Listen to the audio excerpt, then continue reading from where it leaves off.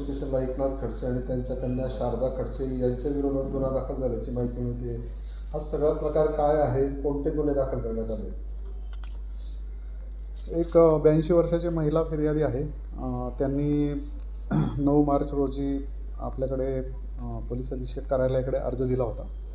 त्याच्यामध्ये 2002मध्ये त्यांची मानपूर गावाची शिवारातली जमीन होती. तर ती जमीन त्यांनी ज्यांच्या विरुद्ध कंप्लेंट दिलेली आहे त्यांनी एका कारखान्यासाठी विकत घ्यायचं म्हणून त्यांच्याबरोबर व्यवहार केलेला होता आणि सदर जमीन ही कारखान्यासाठी वापरली जाणार आहे असं त्यांना आश्वासन दिलेलं होतं, असं त्यांची तक्रार आहे. तसंच त्यांच्या मुलांना तिथे रोजगार मिळेल असं पण त्यांनी कमिट केलेलं होतं, अशी ही कंप्लेंट आहे. त्यानुसार आर्थिक गुन्हे शाखा जळगाव यांनी त्याची चौकशी केलेली होती. चौकशीमध्ये त्यांना डॉक्युमेंट्समध्ये खाडाखोड आढळल्यामुळं ह्या प्रकारामध्ये तथ्य असल्याचं जाणवल्यामुळं त्यांनी जिल्हाधिकारी जळगाव यांच्याकडे पोलीस अधीक्षक यांच्या मार्फतीने पत्र दिलं होतं की असा प्रकार दिसून येत आहे, त्याच्याबद्दल आपला अभिप्राय कळवावा.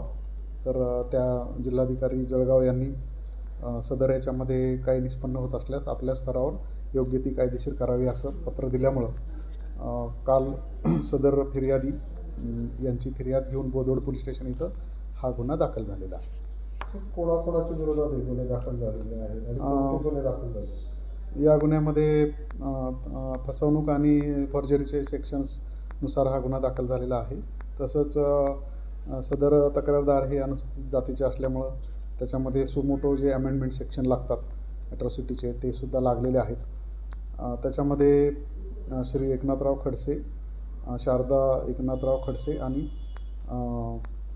इकडे जे बोदवडला दुय्यम निबंधक कार्यालयातील अधिकारी आणि कर्मचारी असतील तत्कालीन काळातले, ज्या काळामध्ये हा व्यवहार झालेला आहे किंवा ज्या काळामध्ये ही खाडाखोड झालेली आहे, त्यांनी आरोपी म्हणून त्यांच्या विरुद्ध तक्रार दिलेली आहे. सर, या जमिनी महारवतनाच्या असल्याचं सांगितलं जातं आणि त्या फसवणुकीच्या पद्धतीने खरेदी करण्याचा प्रयत्न केल्याचं सांगितलं जातं, असं काही प्रकार असेल?